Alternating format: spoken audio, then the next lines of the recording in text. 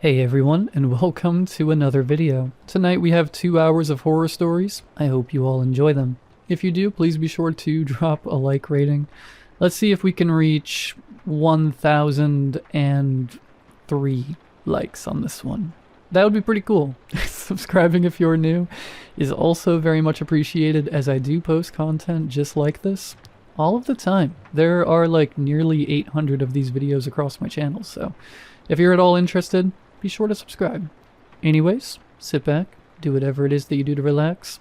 Enjoy this over 2 hours of horror stories with no mid-roll ads right after the ad break after this intro. There won't be any more after that one. And as always, I hope you all have a great night.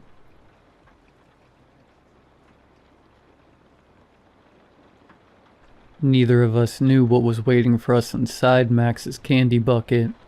We just brought it back home from trick-or-treating and unlocked the front door. The second I turned the knob, Max shot into the living room, holding his pumpkin-shaped candy bucket in both hands. He flipped it over, gave it a shake, and all his candy poured out onto the carpet. Then he tossed the bucket aside. "Mommy, Mommy," he screamed. "Can I eat my candy now?" I came in behind him, laughing, because only a 5-year-old could get that pumped up about eating candy. "Thank you for asking. Go ahead." I sat beside him, crisscross applesauce, and watched. Max worked through the pile by opening a piece, tasting it, then either scrunching up his face or giggling in approval, before moving on to the next. It was adorable. Seeing him like that made me smile. But as I kept watching, the moment began to sour. See, I was a single mother. We lived off my income alone, and because I was just a waitress in a small cafe, money was tight. There were some days when I could only afford to feed Max and not myself. Whenever he asked why I wasn't eating, I'd say I already ate at the restaurant, which was a lie because even with my employee discount, those meals still cost money. My manager had even fired employees before for sneaking food without pay. I lied because I didn't want Max to worry. I think kids shouldn't have to worry about those kinds of things. They should be having fun, like Max was doing now. But while I watched him eat his candy, and I saw the happiness he got from what only strangers could give him, something twisted up inside me. I felt like a failure as a mother. Max noticed I wasn't eating any candy and piled several pieces in front of me. "No, honey," I said, putting them back on his pile. "These are all yours. Mommy doesn't want any." "Why not?" "Because I don't want to take any from you." Once I said that, a flicker of sadness moved in his eyes. He looked up at me, almost like he was beginning to understand something about me, like he'd had a realization, wise beyond his years. Broke my heart. "Okay," I said. "Just one. You choose." Max smiled. He hovered his little fingers over the pile, carefully weighing his options, and stalled over a Reese's peanut butter cup. He squeezed down and lifted. Underneath, the corner of something jabbed out. It looked like a small stack of paper. It looked glossy and even gleamed in the overhead light. Whatever it was, I could tell it wasn't candy. Did one of the neighbors put something in there by accident? I reached down and pulled at the corner, and out slid a stack of Polaroid pictures. There were 3 of them, stuck together with a rubber band. "What's this, Max?" Max didn't say anything. He watched curiously as I snapped off the rubber band and flipped the stack over. The first picture framed a residential home at night. An adult woman stood on the sidewalk with a hand on her hip, watching a much smaller person, most likely a child, approach the front door.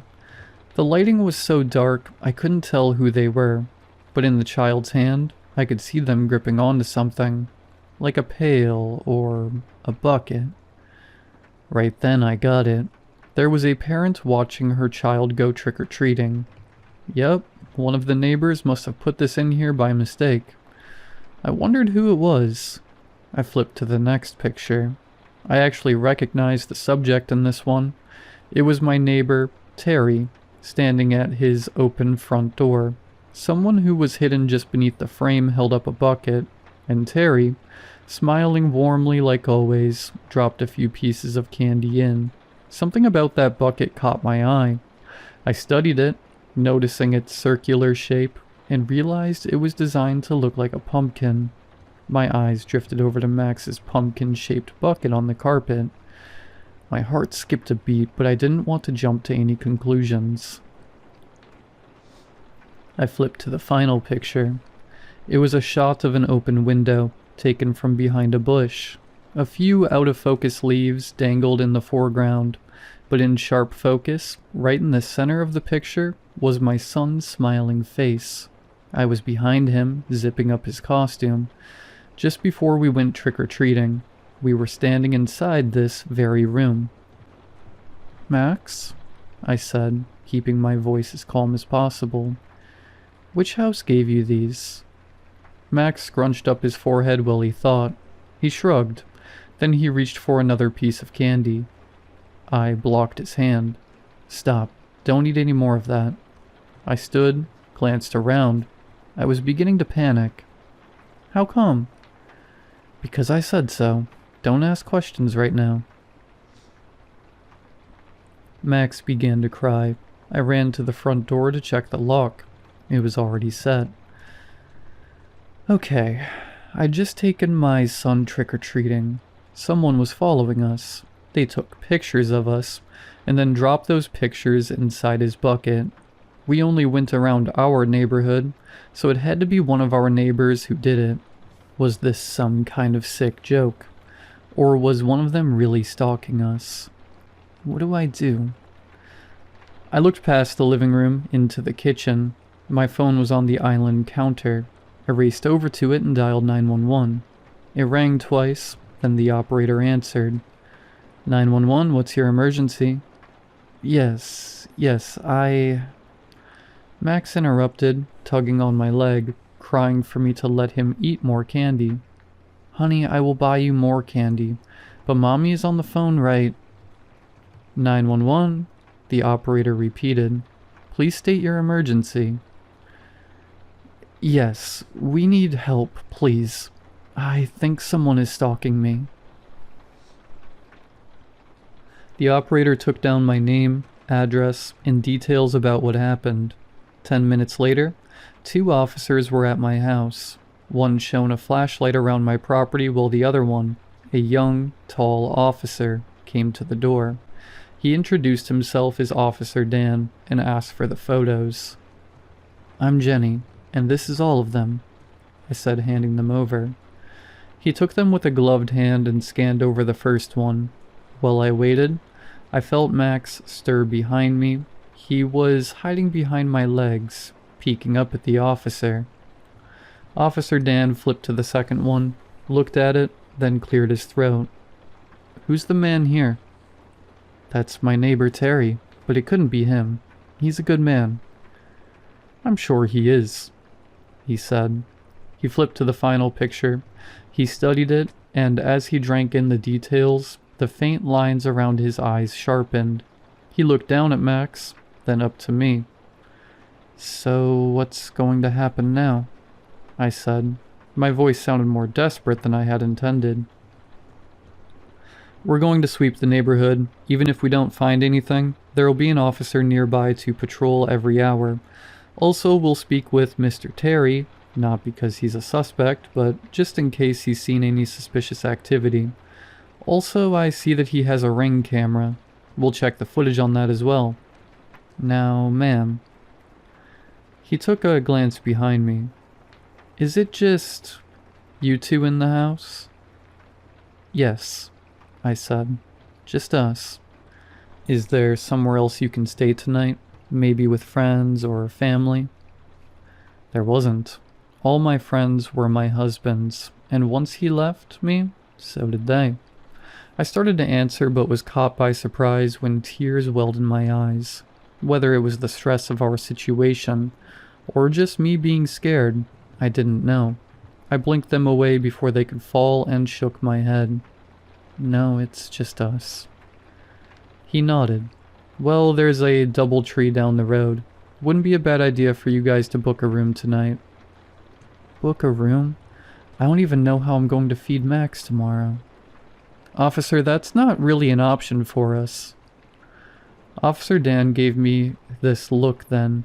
Honestly, it wasn't so different from the one Max sometimes gave me. With Max, I always thought it was a normal sadness that kids feel when they don't get their way. But with the officer, there was something deeper. I think he actually felt sorry for me, and I never wanted that. I never wanted that from anybody. I felt embarrassed. Look, he said, pulling a pencil and notepad from his shirt pocket. This is my personal number. Doesn't matter what time. If you need anything at all, give me a call. I'll be close. Thank you, officer. Just Dan, he said, placing a hand on my shoulder. Then he turned and left. I closed the door and rested my forehead on it. Mommy, Max said. What's happening? I shut my eyes. It's alright, sweetie. Mommy's just trying to fix a problem. That's all. We both got quiet. A few seconds passed. Will we be okay? I think so. Come on, let's get ready for bed. Sleep in Mommy's room tonight. I'll come tuck you in. Okay, Max said. He ran up the stairs without a care in the world. I put Officer Dan's number on speed dial. Then I checked every door and every window to make sure the house was totally locked down. Half an hour later, I tucked Max into my bed, kissed him goodnight, and closed the door behind me. My phone buzzed in my pocket. It was Officer Dan. He told me the neighborhood was clear, but they'd keep a close watch. My heart sank. I had hoped they would have caught the guy, and we could put this whole mess behind us. All the same, I thanked the officer and told him good night. Sleep was out of the question. Instead, I'd fix a cup of coffee and sit up all night, and if I heard so much as a twig snap outside, I was calling the cops. I headed downstairs to start on the coffee. My chest tightened with anxiety. He was still out there. I just knew it.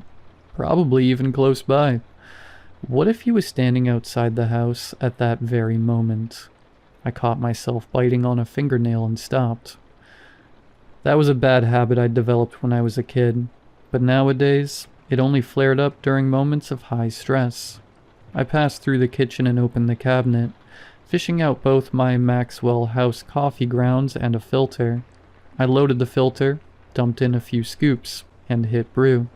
Then I stood there a moment, feeling myself wanting to cry again. Dang it, Jenny. Now is not the time to get emotional. You're the adult here. Hold it together. Something on the island countertop beside me shined in my periphery. I glanced over. Then I stared for a long time in disbelief, trying to make absolutely certain that my eyes weren't deceiving me. Sitting right there on the countertop was a fresh set of Polaroid pictures. That was impossible. I'd given the officer everything I had. Was I losing my mind? I reached out, almost scared to touch them, and gently picked them up. In the first picture, Max was hiding behind my legs while I spoke with Officer Dan. Only this shot wasn't taken through an open window. From outside the house, it was taken from behind us. From inside the house. My mind struggled to process what I was seeing. There was no way an intruder could have entered the house and taken a picture with an officer standing right there. I flipped to the next one. This one was of me in my bedroom, tucking my son into bed, and the way it was shot looked like something only possible in a dream. It was captured from a bird's eye view, directly above our heads. A blade from the ceiling fan even cut into the edge of the frame. Because it was taken so close to the light, the shot was overexposed, which put a hazy kind of filter over it. This defied all logic. To get that picture, whoever or whatever took it would have to have been suspended from the ceiling. They would have to have manipulated themselves into an impossible angle, all without me or Max knowing. My hands were trembling now. The room was beginning to spin. Terrified now, I flipped to the final picture. It was of me, my back facing the camera, standing in my kitchen. I was looking down, studying something in my hands. Just like I was now, at this very moment. The shot was taken so close behind me. Whatever had taken it could have reached out and touched me. I needed to get Max out of the house right now. Click. Something snapped directly behind my head. Then the room was quiet again. My mind took a moment to register what it even was, but slowly a sick realization slithered up from the pit of my stomach. What I had just heard was the shutter of a Polaroid camera. The camera's inner mechanisms hummed as it worked to print out the picture. I froze. I stopped breathing. In a desperate attempt, I tried reasoning with the intruder. "What do you want from me?" I cried. I listened for a response, still holding the pictures in my trembling fingers. There was no reply. The picture finished printing, and whatever was behind me stood perfectly still. Several seconds ticked by. Was it waiting for me to turn around? Across the counter, against the back wall, was a block of kitchen knives. I wished they were closer, but they were way out of reach. Depending on what happened next, maybe I could get to them. But for now, I would have to turn and face whatever was behind me head on. One slow inch at a time, I turned my head, my heart pounding inside my chest. I expected to be stabbed or choked or grabbed at any second. I turned a little bit further, then shot a glance back. The kitchen was empty. I exhaled, but a new fear, much greater than before, exploded inside me. It's going to get Max. I dropped the pictures and shot around the counter and ripped out the biggest knife from the block. Then I dug out my phone and hit call on Officer Dan's contact. Call failed. I tapped the screen several more times. Call failed, call failed, call failed. I slammed it on the counter in a fit of anger. Of all the times for my phone to not work, of course it would be now. I had no other option. I'd have to run upstairs and get Max by myself. I moved through the downstairs with the knife aimed in front of me.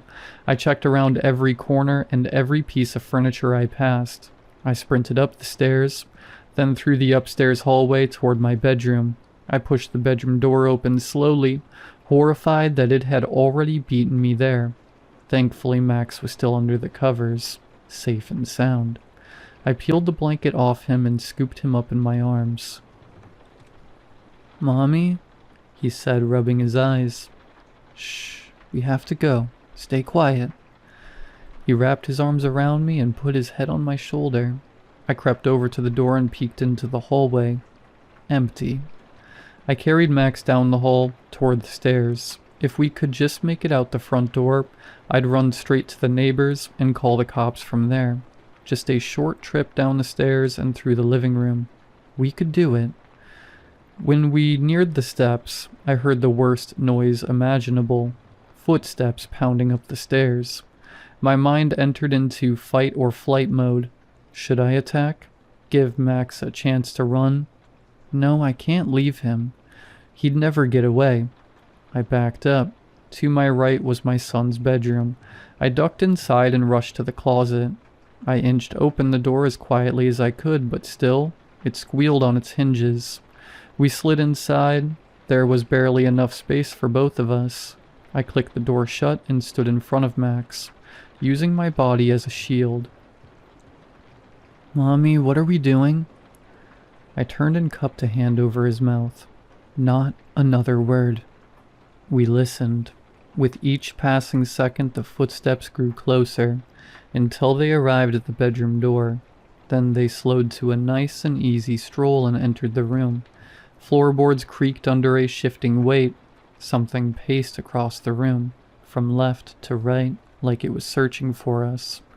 Once it reached the right wall, it stopped, then turned and moved toward the closet. I tightened my grip on the knife. A stream of adrenaline coursed through my veins, making my skin tingle. I fought hard to keep my mind clear and focused. If the door opened, I would take them by surprise. Hammer the blade down in one quick motion. It was all I had. It came right up to the door and stopped. The sound of our own breathing filled the closet. A floorboard creaked. Every nerve inside my body screamed. What is it doing? Why is it just standing there? Then a camera clicked. Through the gap under the door, a light flashed. Against all logic, all reason, it had taken a picture of the closet door. A deep, yet childlike laughter vibrated into the closet. The camera clicked again. It knew exactly where we were, and it was playing games. It was toying with us. Max's body trembled behind me, and a soft whimper escaped from his lips. I prepared myself. The door would open any moment, and it was up to me to save our lives. I raised the knife so I could swing it down right as the door opened. I held my breath. I listened as the handle jiggled and began to turn. The door swung open. I hacked the knife blindly in front of me. Officer Dan staggered backwards just in time. Whoa, whoa! I darted my eyes around the room looking for it, looking for blood. I was frantic. It's just me. It's just me. No one is here. I've got you. You're safe. No, we're not. It was just here. I heard... We have multiple officers searching your home. No one is here. I scanned the room again. There was no camera, no creature, no obvious threat. The stress of what had just occurred began weighing down on me. I lost my sense of balance and stumbled. Officer Dan caught me by the arm. He guided me towards Max's bed. As I sat down, Max darted out from the closet and jumped onto the bed and clung on to me. You called me, remember? Officer Dan said. But you didn't say anything, so you were afraid something had happened. We forced open the door. Then I heard you guys in here. Do you think he broke in? I know he did. There were footsteps. And there's more pictures. Just look on the counter. There are no signs of forced entry, Jenny. Officer Dan paused and glanced over at the closet door. He ran his palms together, then approached the bed. He took a seat beside us. You know, sometimes in high-stress situations, our minds produce things. Sounds, images, things like that aren't really there. It's perfectly normal, given your situation. It's possible that's all that happened. Don't talk to me like that, Dan. Don't talk to me like I'm crazy. I know what I saw, I know what I heard. You're a cop, not a therapist. Get off the bed. Once I'd snapped on him, Officer Dan had no more psychotherapeutic explanations for me. He stood and left us alone in the room. He left the house, in fact, but some of the other officers were kind enough to stay with us until morning. For the rest of the night, there were no more signs of the intruder. The next day, I applied for a credit card and checked us into a hotel. I also put that house on the market. A week later, someone bought it. I took the money and bought a new house in a completely different state. Even though the old one sold well under its value, I didn't care. As long as we left behind whatever was in there, we had all we needed. At Max's new school, I met a group of moms that I became friends with, and that made a huge improvement on my quality of life. For the first time in a long time, I had people who cared about me. These ladies checked up on me, came over for wine night, got me out of my house. They even introduced me to a great guy who I'm still dating. Max made some new friends of his own, and he seemed happy at his new school. For a while, things were pretty great. This morning, I put a note in Max's lunchbox, telling him how much I loved him. I know that is incredibly lame, but I couldn't help myself. He's the best thing that's ever happened to me, and I always want him to know that. When he got home from school, he threw his lunchbox on the counter, ran up to me and kissed me on the cheek. "I love you too, Mommy," he said. Then he went into his room to do his homework. My heart filled with joy. I was floating as I started to clean out his lunchbox. Then, for the first time in a long time, I actually cried. I cried because, at that moment, I loved my life. I wished things would stay like that forever. I took the ice pack out of the lunchbox, then turned it upside down over the trash can. A few plastic baggies dropped into the trash, and then a piece of paper fluttered out. Paper made out of a different material than the one I'd written the notes on. This one was glossy, small, and square. It was a Polaroid. Violent images flooded my mind, the flash under the door, the camera click, demonic laughter. I leaned against the wall. I was having trouble breathing. Calm down, I told myself.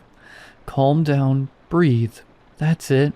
Maybe it was just something Max was working on in class. I fished the picture out of the trash. It was taken inside a classroom, kids at their desks, talking amongst themselves. It was all normal enough. But then I noticed the angle at which the photo was taken. It was taken from the back of the classroom, shooting down at the kids' heads, almost like it was taken from the ceiling. Centered in the picture, held in sharp focus, was Max's smiling face. He was captured, mid-laugh. I screamed and dropped the picture. It spiraled to the ground and landed face down. There was a note scribbled on the back. Now, I don't know what to do. I thought it was the house. I thought that if we moved, we would leave that thing behind.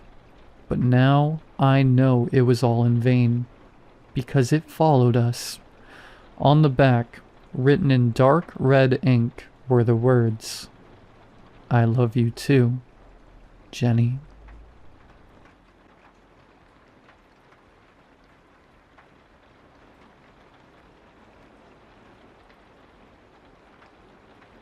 One thing to know about me, I love Halloween.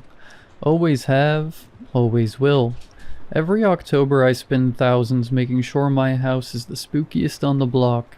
The decorations put even some of the local haunted houses to shame. Though I make sure not to go too crazy. Don't want another HOA citation. I also give out the best treats. King-size candy bars. That's right, king-size.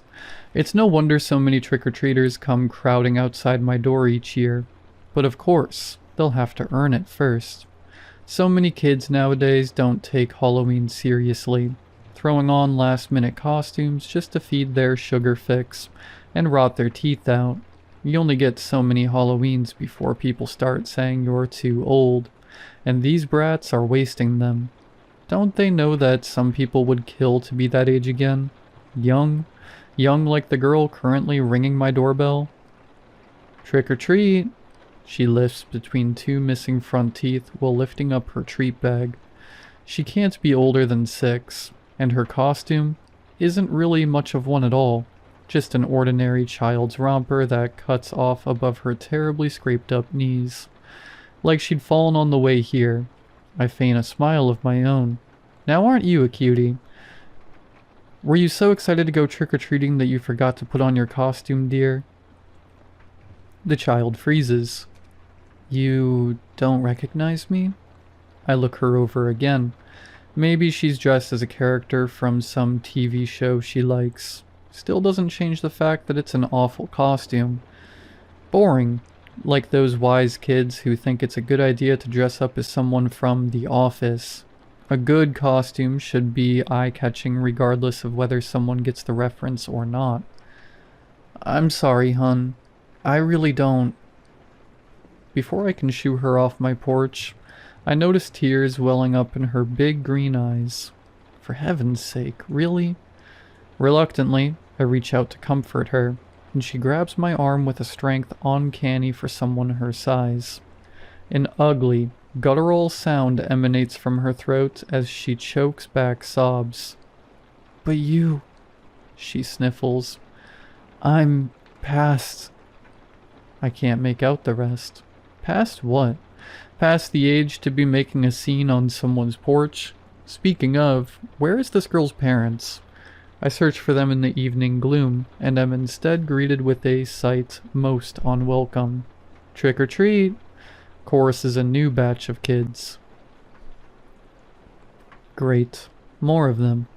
Normally, more trick-or-treaters would be a good thing, but the 10 or so kids now marching up to me wear some of the cheapest, most half-assed costumes I've seen all night. Bedsheet ghosts, pirates donning nothing but a paper hat and an eye patch, a Dracula with only a blanket cape and candy fangs. Smell my feet! But all of that pales compared to the one leading the pack. A girl barely in her teens wearing nothing more than leggings and a stained shirt.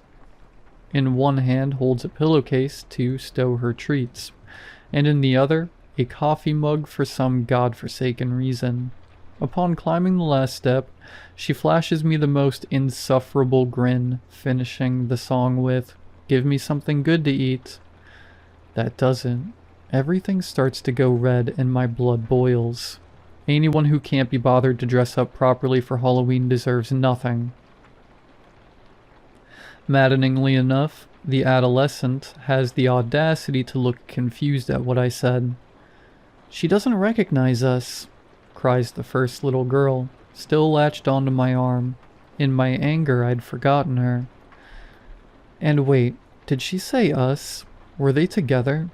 I inspect the little girl and the older one, noting that they share the same sage green eyes. One's not too different from my own, actually. Maybe they're sisters. Whatever the case, the teen somehow draws meaning from the outburst, and her arrogant smirk slips back into place. "Oh, but I am wearing a costume." "Oh, really now?" I snort. "Yep, you see, I'm you, but from let me guess, the future." The girl's eyes widen. "The present. I'm you, in the present," she finishes lamely. She's even trembling a bit. Ha! She must not have expected me to see through her ruse so easily, paper thin as it is, and had to pivot to an even more pathetic excuse. Like really now? Me from the present? We aren't even wearing the same thing. What with me costumed as the Red Queen from Alice, and her as soccer mom? Going off the fact that her treat bag isn't empty, that little trick might have worked on the other bimbos that lived around here. But me? I have standards. The teen quickly recovers. "Come on, lady, don't be a Scrooge. What will you do with all that candy if not give it to us?"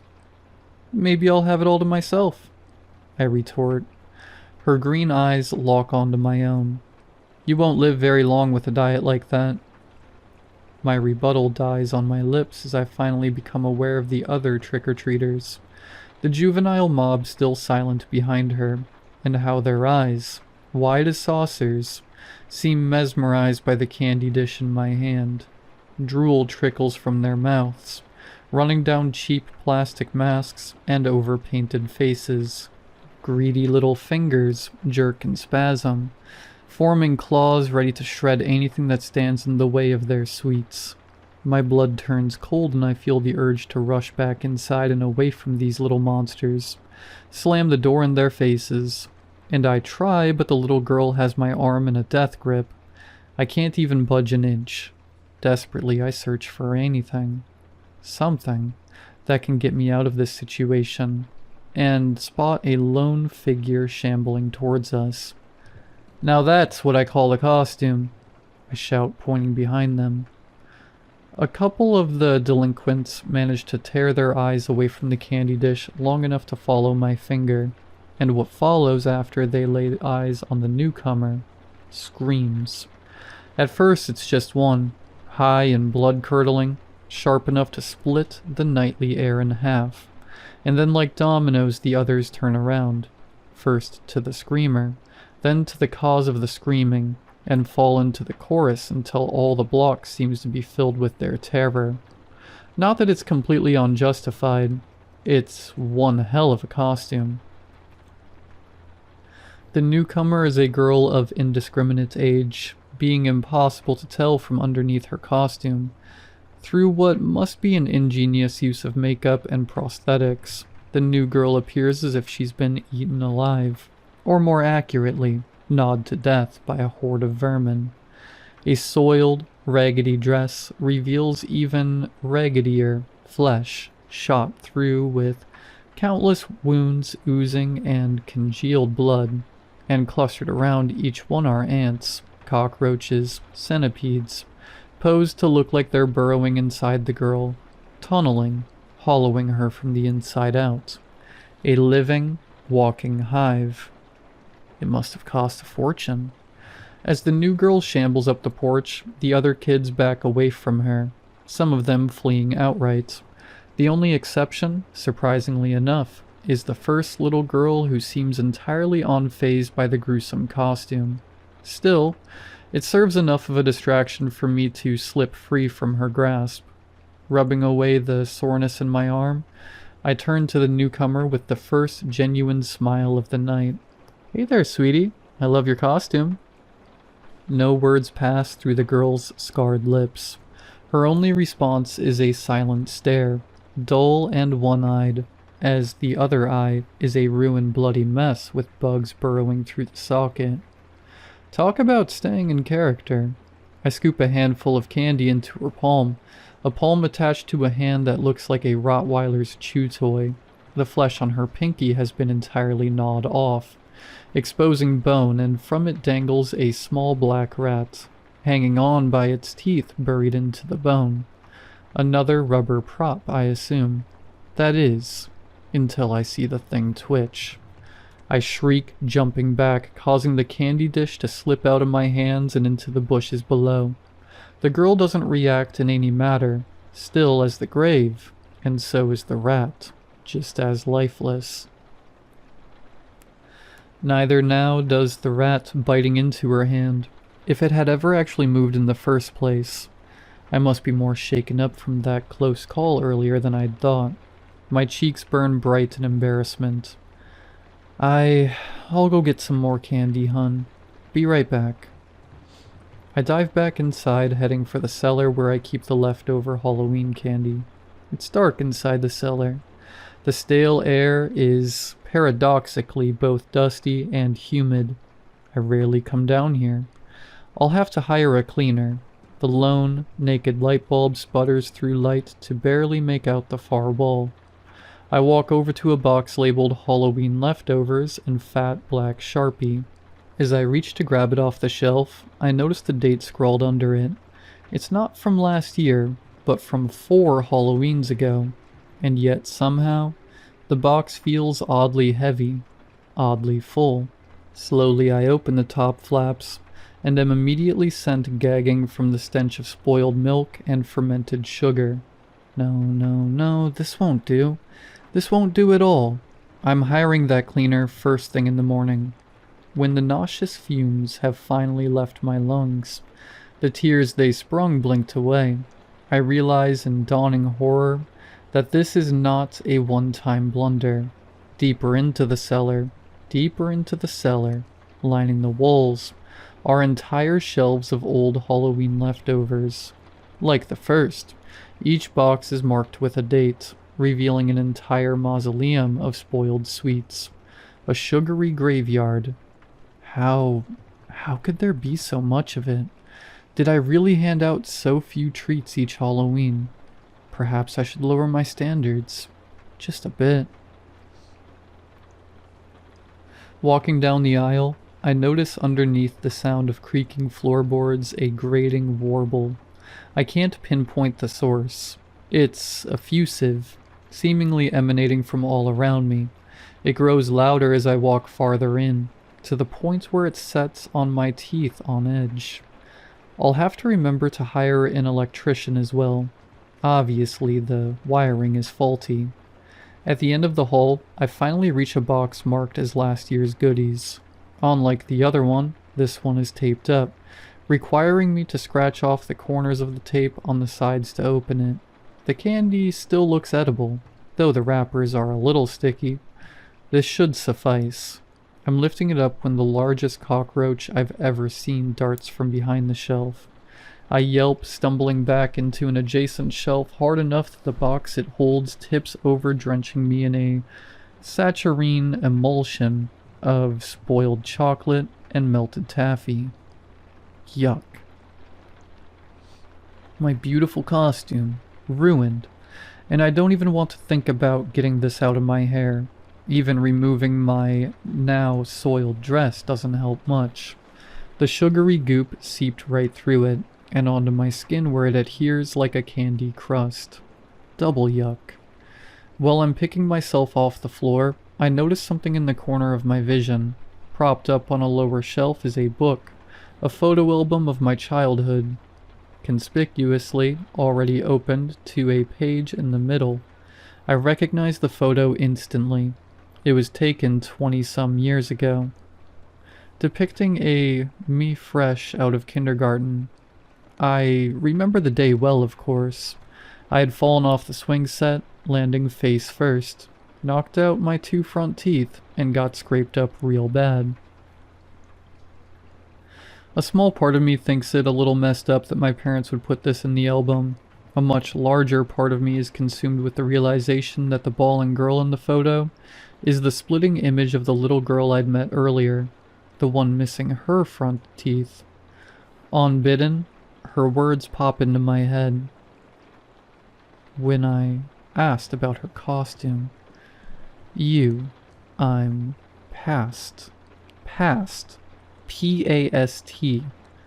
That's what she meant. She's me from the past. Baffling choice and get up aside, there's absolutely no way she could have seen this photo, having been down here collecting dust all these years. Even I had long forgotten about it. And like some great horrendous machine churning to life, my brain begins to turn. Begins to make other connections as well. Like about the older girl who claimed to be me from the present, and how, with my costume taken off, I noticed that my underclothes are the exact same. Even the coffee stain from when I spilled my latte during my rush to find batteries for the animatronic skeleton. Okay, so there's one girl dressed up as me from the past, another as me in the present. Did that mean that there was one more girl, the me from the future? For some reason, the thought brings chills. I mentally replay the night's events in my head and can't come up with anyone that could fit the bill. Maybe they don't exist. Maybe there is no third. Weird little girl with an eerily accurate costume. Or maybe I just haven't met them yet. Haven't gone inside before they could arrive. If I was to go back outside as originally planned, would I get to meet her? Maybe she's already out on the porch, right now. Would I even want to? To meet this me from the future? The thought is morbidly tantalizing, like standing on the edge of a cliff. Inexorable as gravity. I shake the thoughts out of my head. This is stupid. With this Halloween being a bust, the only thing I'm going to do is turn my lights off early and get this candy off me by way of a long hot shower. Picking myself up, I dust myself off. Or try to anyway. The gummy sweets adhere too strongly to my skin and clothes to brush off. Definitely going to need that shower. I make my way to exit, but when I try the door, it refuses to budge. Because of course it wouldn't. Guess I'll have to hire a locksmith too. I never should have come down here. I shoot a text to my maid who has a spare key of my house. 2 minutes later and still no response. Just because you're on your day off doesn't mean you can't pick up your calls, Martha. Good grief. For a second, I debate calling 911 but ultimately decide against it. It's not really an emergency. Besides, I don't want to give any of those terminally bored housewives I'm unfortunate to call neighbors anything more to gawk at.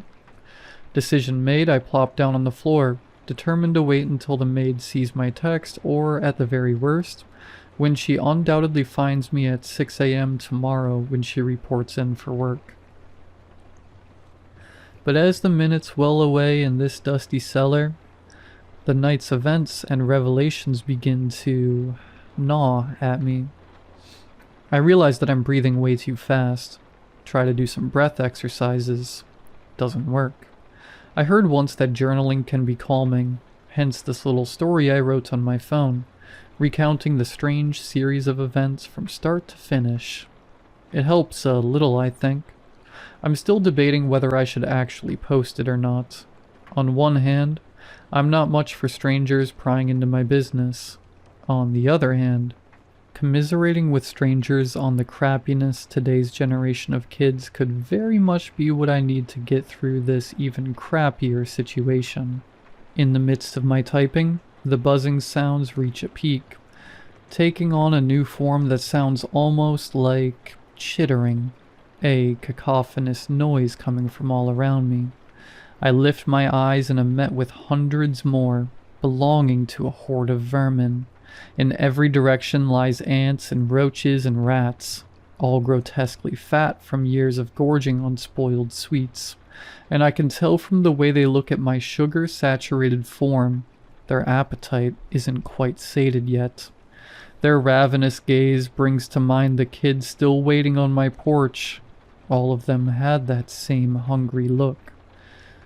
Well, all except one, the last girl in the impressively made costume. I had seen something almost sadden her one remaining eye, an eye of sage green, just like my own.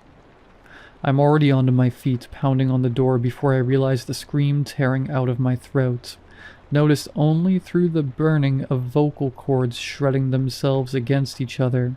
The sound itself doesn't reach my own ears, drowned out as if by the scuttling of thousands of clawed feet and the chittering of gnashing teeth. I don't dare look back, vision narrowing solely to the door in front of me, and how it can't be locked because the knob turns and yet it won't move. I fumble around with my phone, madly shaking my legs to get bugs and worse from crawling up them, and turn on the flashlight, glued stuck with the door hinges and some gummy substance. Old taffy. Desperate, I try clawing it off, but recoil when I feel a sharp pain in my hand. I lift my hand up to the phone's light. Tangling off my pinky is a small, mottled black rat. It had bitten me right down to the bone.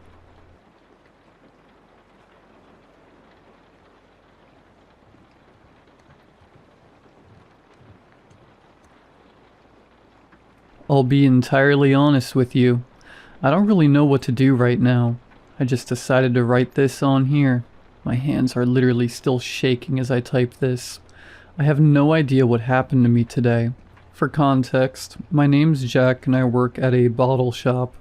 It's actually not terrible work, for the most part. It's owned and operated independently as a small business, so I get pretty taken care of on payday. It's one of those bottle stores that operates as a drive-through. Either a customer comes up to the counter with their alcohol and I scan it through for them, or they pull up in the drive-through and I serve them with whatever they need. Anyways, there's this event in town at the moment. It's an annual thing, and the store has pretty much blown up. I can't really keep up with everything happening, so my boss said he was planning on hiring a new guy for me to work with on Thursdays, Fridays, and Saturdays. Hence today's horrifying events. Earlier today at 4 p.m., I clocked in for a 3-hour shift. It was really business as usual, but being a Friday, I was definitely preparing to get slammed. As I clocked in on the computer in the back office, I felt my phone buzz in my pocket. I grabbed it and saw Sam Boss was phoning me. I clicked accept and put the phone to my ear. "Good afternoon," I offered warmly. "Hey mate, it's Sam. You clocking in now?" "Yep, just got to work." "Easy. Listen, you're gonna love me for this. We're trialing a new employee tonight. He should be getting there any second. Name's Damien. You all good to show him the ropes?" "Thank God, Sam. I was literally just mentally preparing myself to get overrun with customers. Yeah, I'll show him how everything's done." "No problems. Look, I'm on my way to that meeting I was telling you about, and I'm just about to hit a black spot, so I'll let you go. Give me a buzz after you clock out, and let me know how he went. Keep in mind I'm in and out of meetings until just after 7, alright? No worries, Sam. Thanks again. See you. And that was that. I wish I could go back, turn around, and never have stepped foot into the store that night. But I did. I walked out of the office and into the main part of the store and saw a short, slightly chubby man standing behind the counter looking at me. There he is! Damien! I exclaimed, as I went up and shook his hand. That's right. What's your name? He responded excitedly. I'm Jack. It's nice to meet you, mate. Let me show you around. The first thing I noticed about Damien was his smile. All the teeth in his mouth seemed visible, and his smile literally never seemed to waver. I don't actually remember ever seeing him with a straight face. As I showed him around, I tried to get to know him a little bit. Whereabouts are you from, Damien? I asked. Not from around here, was all he responded with. Yeah, cool. How'd you find out about this job? I just saw the opportunity, he said, his smile quivering. I just nodded at that. I didn't really seem to get straight answers in the questions I was asking. Instead, he would respond exclusively in a manner which operated to provide as little information as possible. I finished showing him where everything was, and we returned to the counter. To be honest, the shift started pretty slow, but Damien and I actually struck a bit of a good system. We would trade customers so as to stagger the workload between the two of us, and whenever one of us wasn't with a customer, the other would be stocking the shelves. Not long after the system was engaged, I realized how clueless he was with interacting with these customers. I honestly just assumed that maybe he didn't have a customer service background or something. But this guy was at least in his 40s. I wasn't sure how anyone could get to that age and be as poor in customer relations as this gentleman. For example, this one guy came in, and Damien didn't even initiate the interaction. He stood there smiling at him, waiting for the customer to tell him what he wanted without any provocation. That struck me as really odd. About half an hour went by, and then service really started to pick up. People were coming home from work around that time, so I underwent what I usually did on weekends. A battering. We continued to trade customers, and although his social skills weren't great, the system was working. I found that I was having to work a lot less hard than I usually did. Then something strange happened. I waved goodbye to a usual customer, and this older lady Damien had just served pulled over to the side of the drive-thru. I saw her arm stick out her window, followed by her head. She looked right at me and waved me over. A little bit thrown, I walked over to her, preparing to get yelled at for one reason or another. "Hi, mate," she said in a gravelly voice. "Look, not to be an asshole or anything, but you might want to review the performance of your colleague over there." She pointed vaguely in the direction he was standing. He was facing away from us doing absolutely nothing, but even from the back of his head, and the way his cheeks looked, I could tell he was smiling. He didn't say a bloody word to me. He just stared at me for ages, then silently went and got my things after I blurted out what I wanted. He also didn't stop smiling once. Yeah, this is his first shift. I think he's just nervous." But I didn't get to finish what I was saying, as we were both looking in his direction, and as I was speaking, a tooth fell out of his mouth. A single tooth. It fell in front of him, and bounced off the box that was at his feet, landing just beside him. Me and the woman were stunned. We just watched for a few more seconds. "Love, I don't know what's happening here, but be careful. I've got to run, but seriously, be careful." She peeled out of the drive-thru, leaving me shocked and alone. I probably watched him for at least 2 or 3 more minutes, which doesn't sound like a long time, but trust me when I say it is. In a silent drive-thru, watching a smiling man stare aimlessly into the back of a fridge, it was just bizarre. I finally pulled up the courage to continue about my work. After that customer, we hit a huge quiet patch. I went to the fridges on the opposite side of the store and began to load them.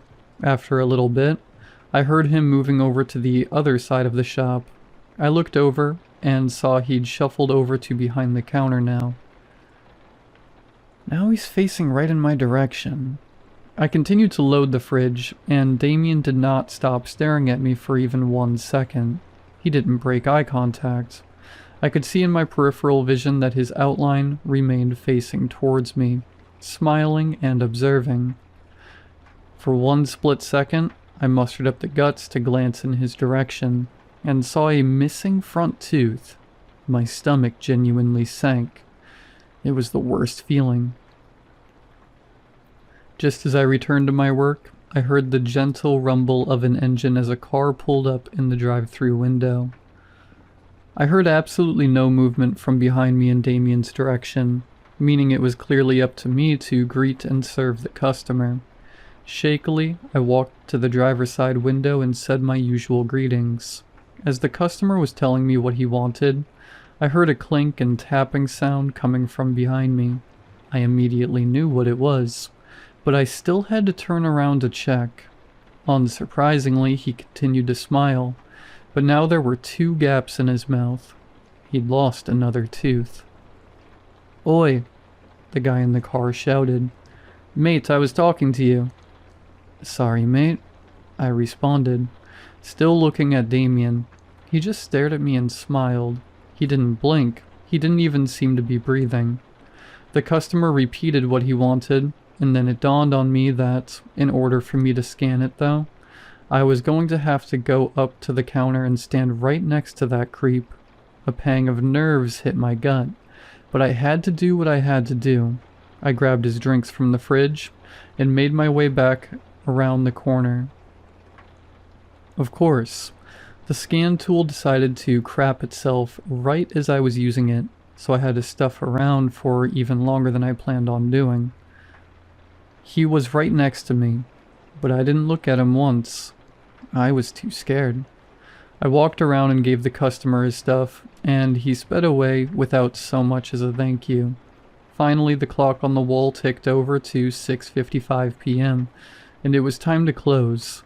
As I turned around to grab the keys from the counter, I yelled. He had been standing right behind me. "Damien!" I yelled. I was scared. I actually didn't know why I yelled. He didn't change. He continued to smile. "I just need to lock up and get out of here," I thought to myself.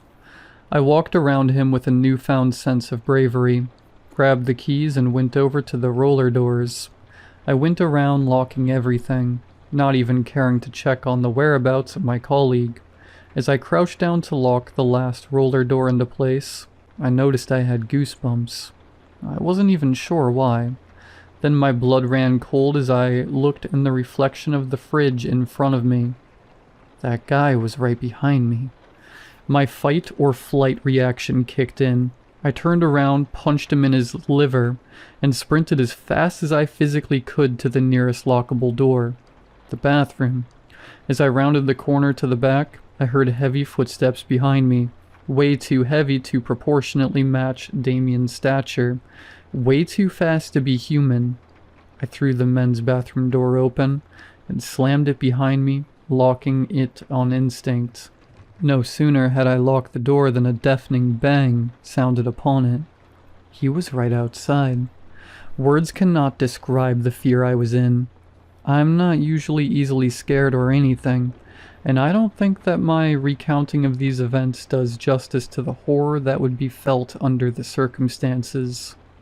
There was silence for a second, and then an extensive series of bangs rang out on the door.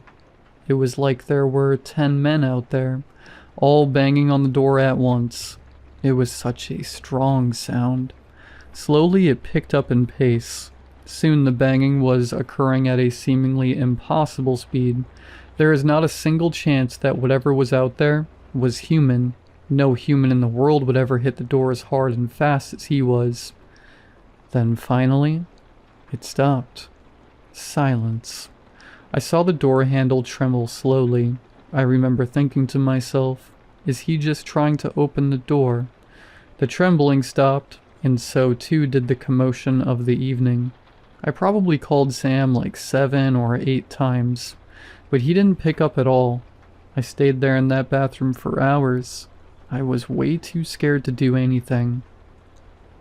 In retrospect, I have no idea why I didn't just call the cops. My adrenaline was so spiked that the only option in my mind was to call Sam for some reason. Finally, after an eternity, my phone buzzed. It was Sam. I answered straight away. Before I could say anything, his voice rang loudly into my ear. "Jack, I know you're probably frustrated, but that's no way to respond to a situation outside of my control. I've been in and out of meetings all evening. You knew that. Jesus, were you so busy you couldn't handle the drive-through on your own?" "Sam, you have no idea what happened. He was crazy. I think I need to call the cops." Just as I was about to launch into informing him of the night's events, his words turned over in my mind. "Wait, Sam, what are you talking about? What do you mean I couldn't handle the drive-through on my own?" "Jack, I've already apologized the trainee didn't show up. He said he was sick and wouldn't be able to come in. Still no reason to give me an earful for it." My stomach dropped. The new guy never showed up. "What? No, he didn't show up. He was sick. He said he'd come in next weekend to trial with you. Sorry you've got to do another weekend on your own, mate." His words sat like a ton of bricks in the air. I hung up on him. I swung open the door and looked at the door handle. It had bite marks on it, of a very specific formation. The bite indentations on the wood had one upper tooth missing and one lower tooth missing. I checked everywhere in the store. There was no sign of a struggle. Whatever it was just vanished. I don't know where it went. Every time I think about what went down tonight, the realization just sets in on me again. The real trainee never showed up. I have no idea who or what I worked with tonight.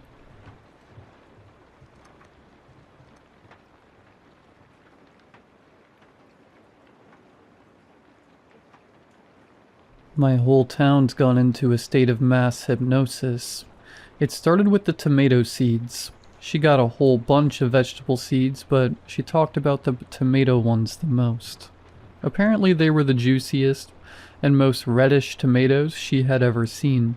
The guy said he got them from a Native American tribe down south, jokingly warning her how good they are. My wife planted all the vegetables the day after. Surprisingly, some of them soon grew small roots from the ground, but one rose to dominate above them all. The tomato plant had sprouted, and small tomatoes were growing on it. My wife was excited about her gardening achievement. That very night, she picked off the still small tomatoes and put them on toast with some cheese and ham. She kept saying how unbelievably delicious they were. Her eyes were rolling back into her head midway through her toast. After the first one, she walked back to the tomato plant and picked up the remaining ones, even the ones that definitely didn't look ripe. She knows how bad my acid reflux gets whenever I eat one, but she kept persuading me to at least have a bite. I managed to resist. The morning after, I woke up early for work. While eating my quick bowl of overnight oats, I looked out onto the garden. Much to my surprise, the tomato plant had tomatoes growing on it again. This time they were bigger than yesterday, and there were so many of them. It looked like the plant would crumble under the weight. I walked out to the garden to look closer at them. I picked one of the plants, but the tomato was strangely greasy with gooey green slime. When I tried to smell them, a foul odor of iron and mold hit my nose. When I came back from work, I looked out again, and they were all gone. I heard some rumbling in the shed outside. I thought a raccoon had found some trash and was having a feast in our garden shed. I walked over, and there was my wife looking for her gardening tools with seeds in her hand. "What are you doing, honey?" "Oh, I love how the tomatoes taste." See how fast they grow? I want to plant a couple more of them. Are you sure there's gonna be space for them? We can barely fit the plants we got there now. It's okay if there isn't. I'll take out the other vegetables and plant them. Oh, but why? I was excited about them. And you know I can't eat tomatoes. I know you can't, but they're just so good. I know it upsets your stomach, but you should try them. I think a night of stomach acid is not worth it. She nodded back, but it looked like what I said went over her head. She started digging through the tools again. I had a good engineering job at a nearby agricultural company, so my wife was able to stay home and take care of the household. She would usually wake up late, around 8 a.m., much later than my usual 6:30 alarm.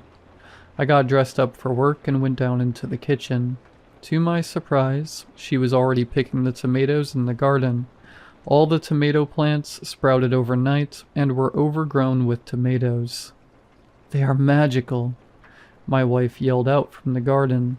I just nodded my head and started pouring up some coffee. When I looked back, she was talking to the neighbor and giving him some of the tomatoes from her basket. The basket was already overflowing, but the tomato plants weren't even halfway picked. I yelled out to her that I'd be on my way to work, and she looked up, waved at me, and got back to her picking.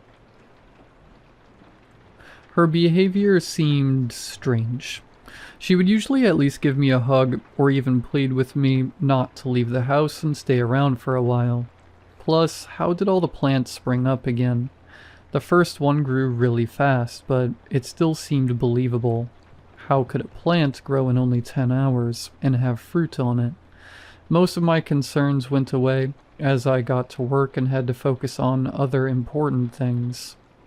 That day, I had to stay at work longer. Some issues with our conveyor belt came up. I tried calling my wife to let her know I'd be coming in late that evening, but she didn't answer. I arrived home at around 8 p.m. hungry as ever, excited about my wife's cooking. When I stayed late at work, she would always prepare a meal I enjoyed to cheer me up. Walking into the kitchen, I saw my wife sitting at our dinner table, eating tomatoes out of a huge basket. The kitchen looked clean and polished with no food in sight. "Hi, honey. How are you doing?" I said, and I sat at the table.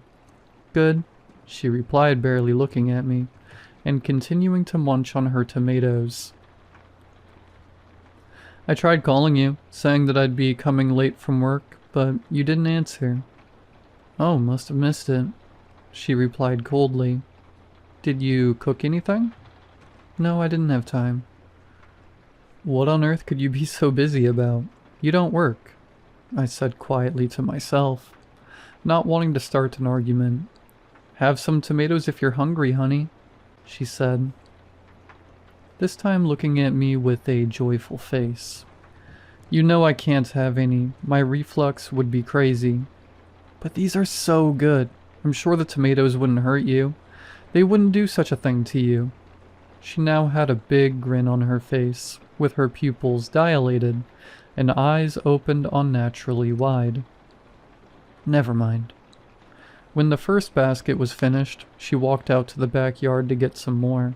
To my surprise, the garden already looked way different from the time I left this morning. Not only were all the vegetables gone, but the flowers my wife planted when we first moved in were all plucked out. When she came back, I tried talking to her again, asking why she would replace the flowers she loved, but she kept repeating how the tomatoes are so good, and that I need to try them to understand. All the stress from work had finally piled up, and made my eyes feel like two heavy bags. I decided there was no talking to her anymore, and retreated upstairs. Looking from my bedroom window, I could see my neighbors, who my wife had given tomatoes that morning, digging around in their garden. Like magic, the morning after, all the plants my wife planted yesterday were overgrown with tomatoes again. The backyard now looked like a red ball pit. She was already bringing the first basket in when I was making my morning coffee. She sat at the table and started eating them. A nutritious and well-balanced breakfast, I said, trying to make a joke, but she flashed an angry look. I took my cup of coffee and walked out into the garden to see what was going on there. "Hey Adam, how are you doing?" I asked my next-door neighbor, who I could see standing next to a fence, eating one of the juicy red tomatoes. "Oh, I'm doing great, Steve. The tomatoes your wife gave us are unbelievable. We planted them yesterday and they have grown overnight. Have you tried them yet?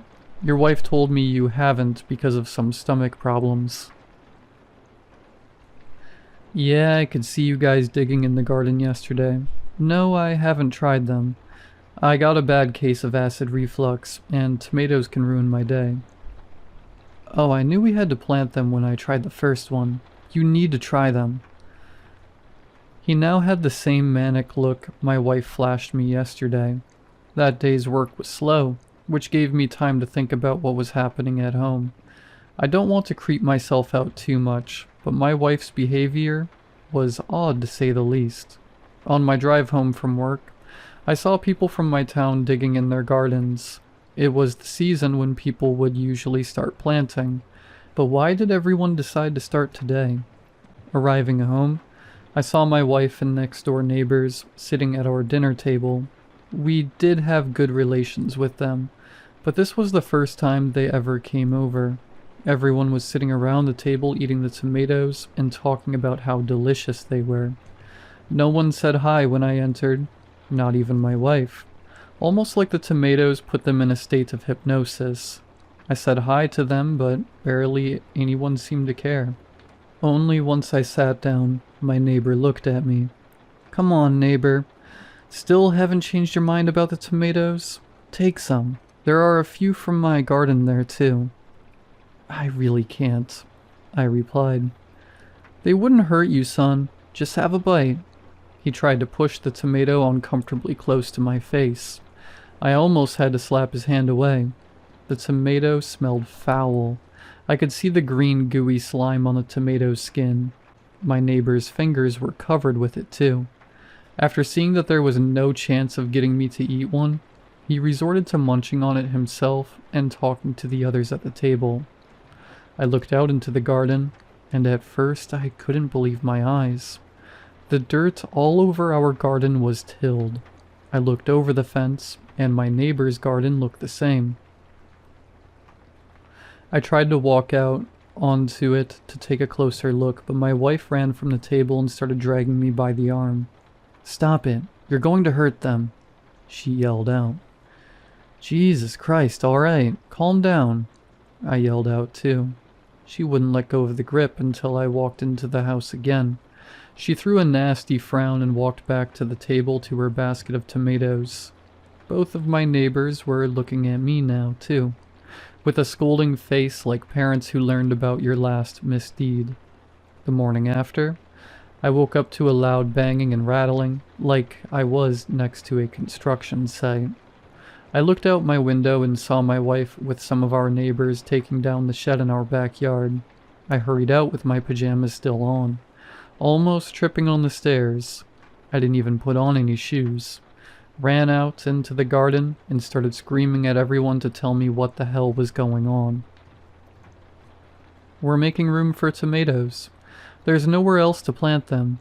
She smiled and looked back at me with a very peaceful expression.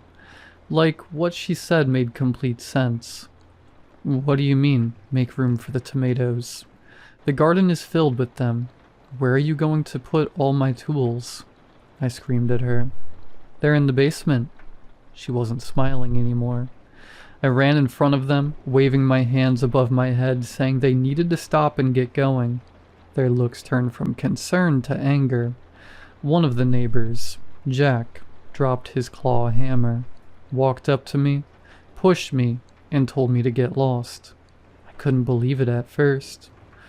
I stood there for a second with a bewildered look on my face. Then they all dropped their tools and, in almost magical unison, started pushing me and telling me to get away, and that I don't understand. My wife joined them too. At that point, I retreated into the house.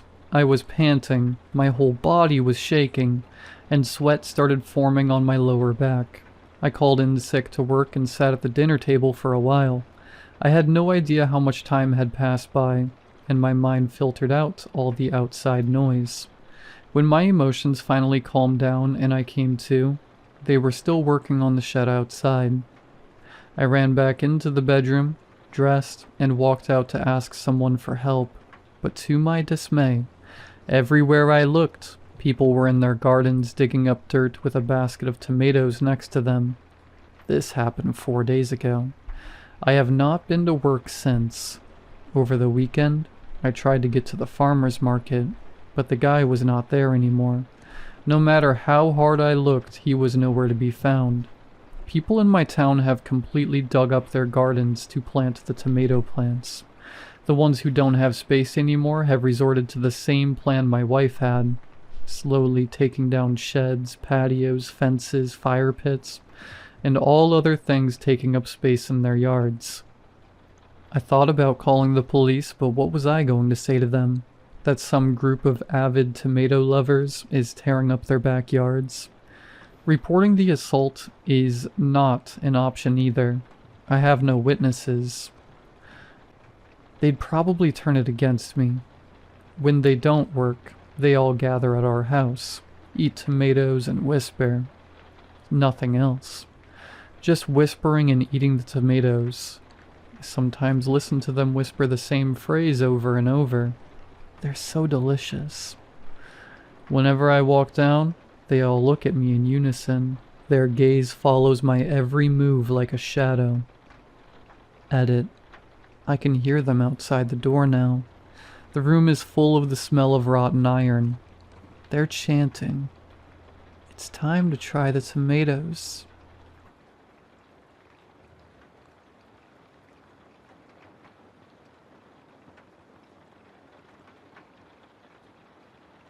Sometimes I think we may have been too eager to own a home.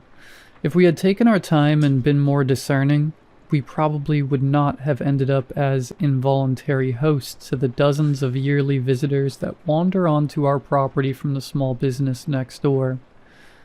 We live next to a funeral home, and by next to, I mean if our two buildings were any closer together, they could be condensed into a townhouse. A small strip of yellowish-green grass, barely wide enough to fit two people side by side, is all that separates our properties. And evidently, that strip belongs to my wife and me, because if we don't mow it, it doesn't get cut. Really, I should say that we live behind a funeral home, because while it is our closest neighboring property on our left side, that side of our house is actually facing its rear. The funeral home is on the corner of our block, and its entrance is situated more or less perpendicular to our front door on the wall farthest from our house. The strange juxtaposition of our two buildings' orientations is ugly and a little uncanny, but I suppose I can't complain, because it means that I rarely have to see the funeral home's clientele, or at the very least, their living clientele. The listing of our house didn't say anything about it being next to a funeral home, and when we pulled up to view it, we were more than a little put off by the prospect of living next to a building that at any given time would most likely contain at least one dead person. But the price was right, and after months of bad luck with the housing market, along with the expiration of our apartment lease quickly approaching, we jumped at the chance to finally have a place we could call our own. Besides, my wife and I both hold a fascination with all things paranormal and macabre. We spent our entire first date gushing over ghost shows and talking about the authenticity of various haunted objects. So after viewing the house and realizing that it had almost everything that we were looking for, we managed to convince ourselves that living next to such a strange, creepy building could actually be pretty cool. And to be fair, sometimes it actually is. Other times, however, it very much isn't. Our house, at 109 years old, is definitely up there in age, but its interior was fully renovated a couple of decades before we moved in.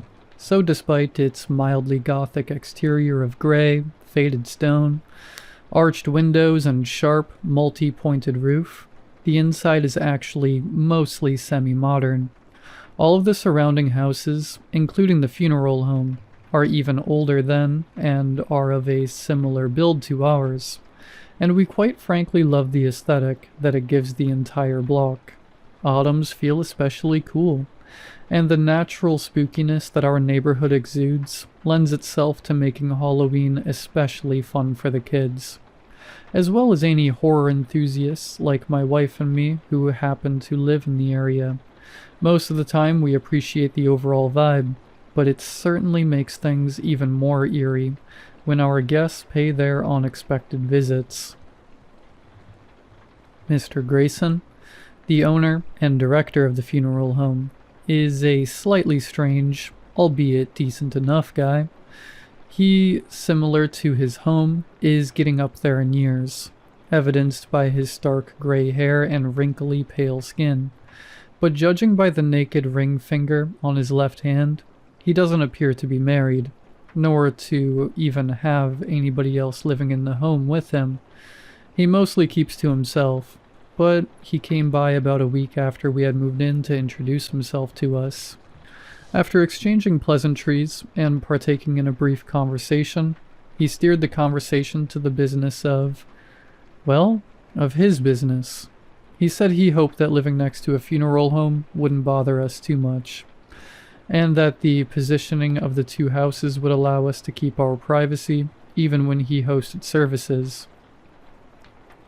He told us that he didn't provide cremations, that he preferred to do things the old school way, whatever that meant, so we wouldn't have to worry about any unpleasant smells. And while he had a small parking lot attached to his property, often cars would wind up spilling out along the streets, but service-goers actually parked on the curb in front of his building and only rarely ventured into the space in front of our house. We thanked him for the heads up and said that it was nice to meet him.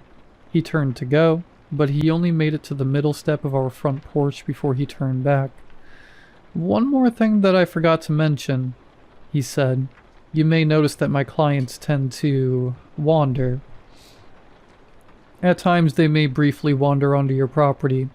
You needn't worry, they won't harm you, and they will listen to you if you tell them to move on.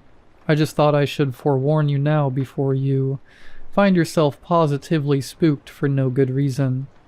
He turned to leave again before we could respond. "Well, have a pleasant rest of your day, and don't be a stranger, you hear? We'd love to have you over for dinner so we can welcome you to the neighborhood." He shuffled down our porch steps and made his way back to his home, disappearing inside and largely removing himself from our lives. Neither of us were particularly interested in his dinner invitation, and we doubted that he was either. Pleasantries and all that. At the time, we didn't think much of Mr. Grayson's final warning. We assumed that when he said clients, he was talking about disoriented mourners who sometimes wound up where they didn't belong. We doubted that it would be a big deal, and so promptly forgot about it after a brief discussion about the strangeness of the whole encounter. The first incident didn't come until close to a month later. By then we had largely forgotten about Mr. Grayson and his cryptic words of caution. We rarely even saw the funeral director outside of the occasional glimpses of him on his grandiose front porch welcoming mourners on service days, and the stress of the move had our minds very far away from our first interaction with the peculiar man. It happened on a night in late spring, one of those hot, sweltering days that feel more like early summer, despite what the calendar would have you believe. I woke up in the middle of the night desperately needing to pee, and seeing as our bedroom had never had a master bathroom installed during any of the house's renovations, I was forced to walk out of our room and all the way down the long hallway to the lone second-floor bathroom on the far end, hoping that my tired, lumbering footsteps didn't wake my light sleeper of a wife. I didn't turn the light on in the bathroom, so by the time I reached the toilet, did my business, and stepped back into the hallway, my eyes had properly adjusted to the darkness that enveloped me. Had I turned on the light, thus resetting my night vision, I might not have even noticed the little girl standing at the top of the staircase. She couldn't have been more than 5 or 6 years old. The first thing I noticed about her was that she was wearing a pink polka dot bathing suit, which immediately struck me as odd for that time of night. The second was that she was positively soaking wet, her small frame weighed down by a heavy curtain of water that gave her clammy skin an unnatural shine, and which forced her chestnut hair to cling to her little skull like a thin sheet of plastic wrap. She stood staring at me from the shadows at the nighttime gloom. As still as death, while droplets of water fell from her swimsuit and weakly splashed against the hardwood floor at her feet. I immediately picked up on the overpowering scent of chlorine. Had this occurred only a few years later, I may have thought she was my own daughter looking back at me from the shadows, but seeing as we did not have any children at the time of this incident, the girl's presence completely baffled me. She stared at me with her pair of glassy, distant eyes for a few long seconds before I managed to chase away the surprise that kept me frozen in place. "Are you all right, little girl?" I asked her. No response. Are you lost?" Silence. "Where are your parents?" For several moments, I thought she wasn't going to speak, until finally she found her words. I don't know." Her voice was quiet, barely above a whisper, and while she was looking in my direction, I realized that she was not staring at me, but at a point behind me, as if I were not there at all. "What's your name?" I asked her, but before I could get a response, I heard the sound of my wife shuffling out onto the hallway. When she saw me, frozen stiff in the nighttime gloom, she frowned. "Who are you talking to?" she asked in her groggy, half-asleep voice. "And why does it smell like a pool out here?" "This little girl must be lost," I said. "She says she doesn't know." In the brief moment that I turned to look at my wife, the girl had disappeared. For a while I stood completely still in the hallway, dumbfounded, at a loss for words. I may have convinced myself that I had imagined the entire encounter in my head, sleep-deprived mind, were it not for the pungent puddle of chlorinated water that still rested at the top of the stairs. We immediately called 911, not because we were frightened of a little girl being somewhere in our house, but because we were concerned about her well-being. The police arrived fairly quickly, all things considered, and after asking a number of questions that I answered with varying degrees of confidence, they did a surprisingly curt search of our home that turned up no results. The girl was gone. Were it not for the puddle that she had left behind, I couldn't have said for sure if she had even existed at all. I was stunned when one of the officers told me that, well, they would file a police report. There was nothing more they could do. "Nothing more you can do?" I said. "But there's a lost little girl around here somewhere. You aren't even going to ask around the neighborhood about her or something?" The officer, looking like he had a lot to say, seemed to weigh his words before he finally sighed and spoke. "Look, you just moved into this place recently, right? Which means you probably don't know this yet, but this isn't the first call of this type that we've had at this residence. Not by a long shot." "What, you mean like that girl has been here before?" "Not exactly," the officer said. "People tend to see strange things in this house, things that aren't necessarily there." "But she left a puddle at the top of my stairs," I said, flabbergasted. "It's still sitting up there right now. You're telling me I imagined that?" "No," he said. "In fact, I'm sure you saw something, but I don't know that it's exactly what you might be thinking." He paused, seeming to choose his next words carefully again. "Look, you're the lieutenant's nephew, right?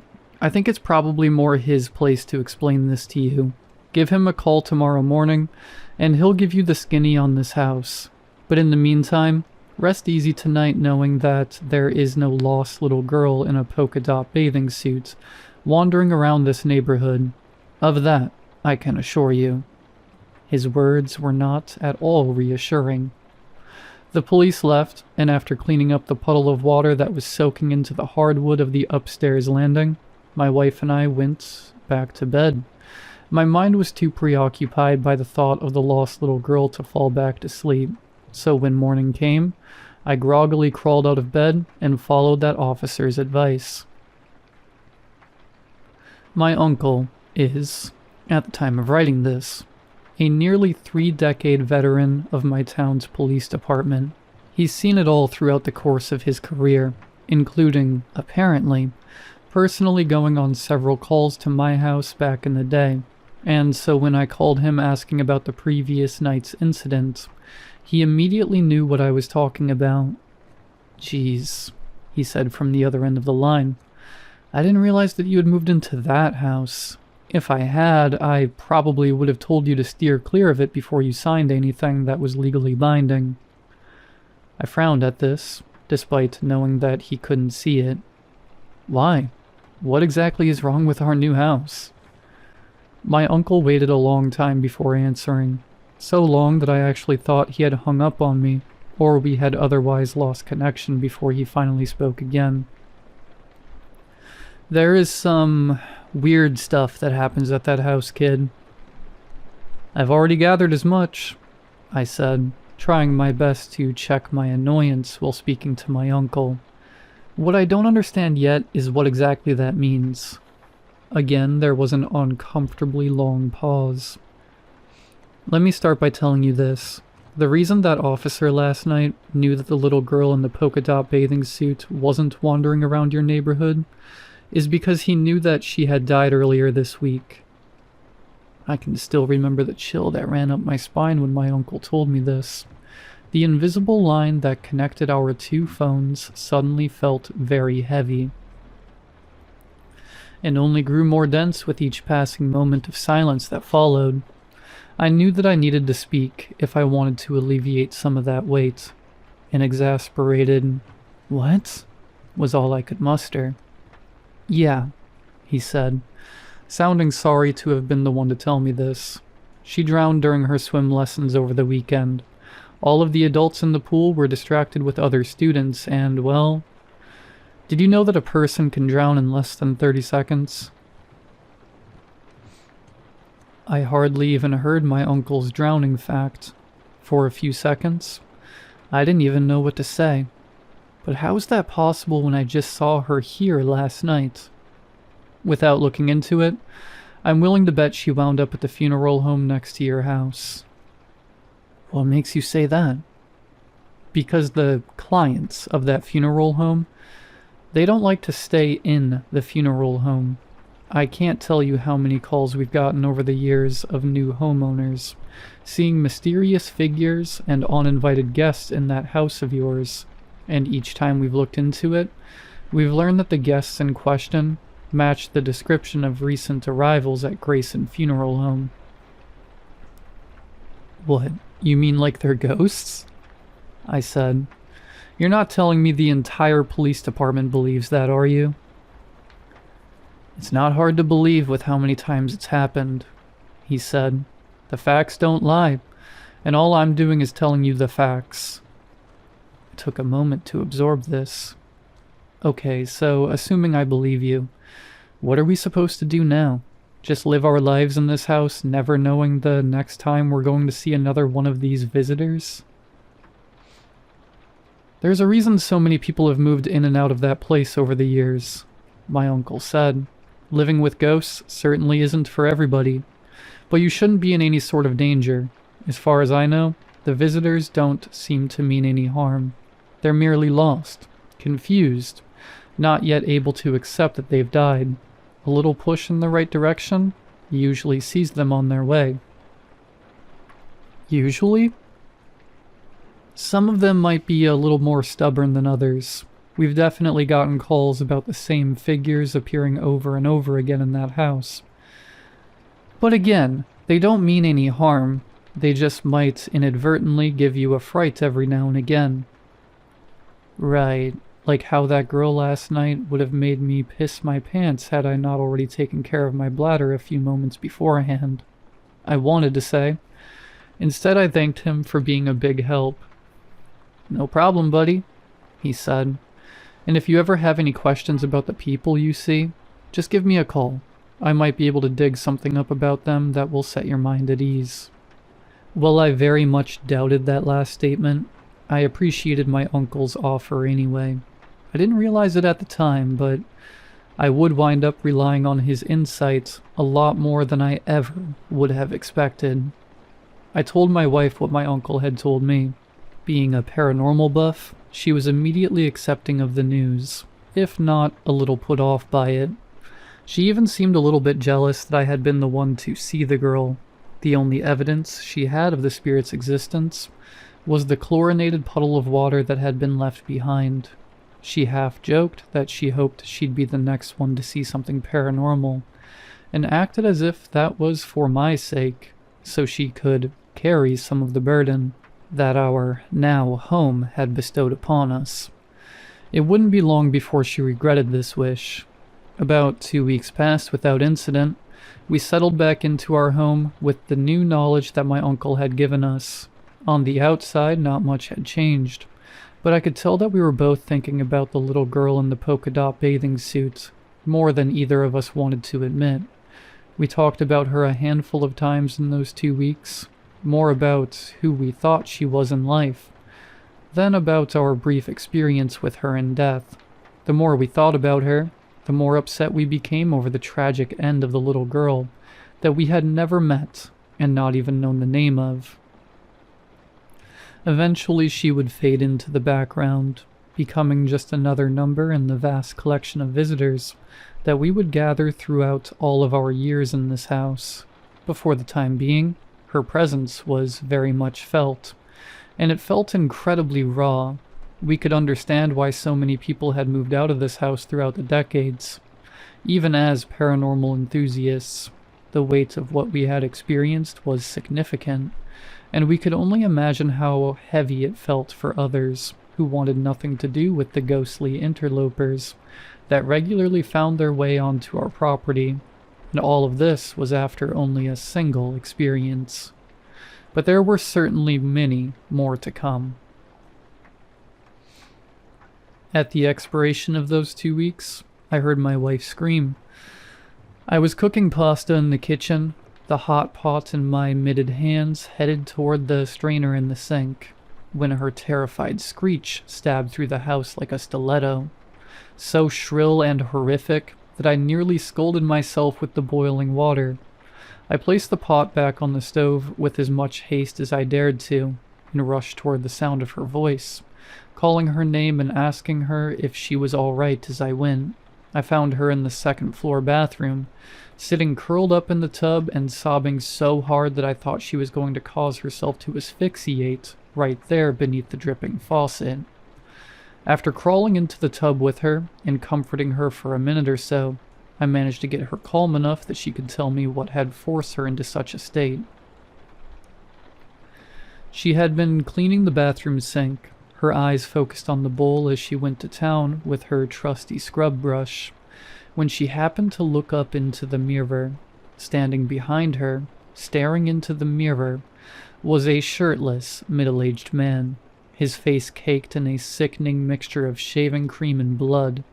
More of the red-hot liquid spurted from a deep, long wound in his throat, and she swore she could feel the blood's sticky warmth splashing against the back of her neck.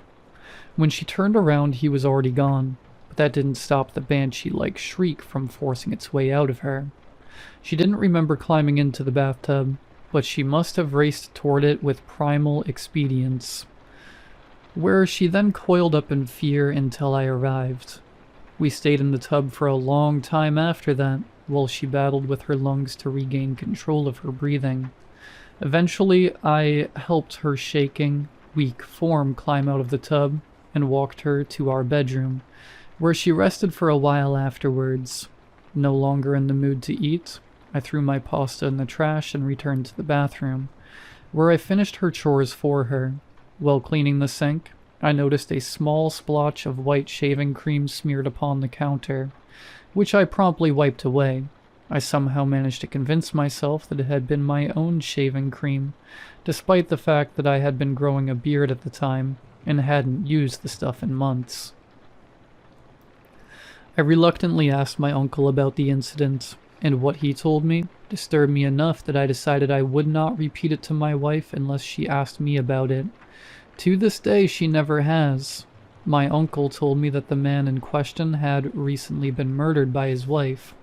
She had come up behind him while he was shaving, one of his old-school double-edged razors, blades hidden in her hand. She sliced open his throat before he even had a chance to realize what was happening.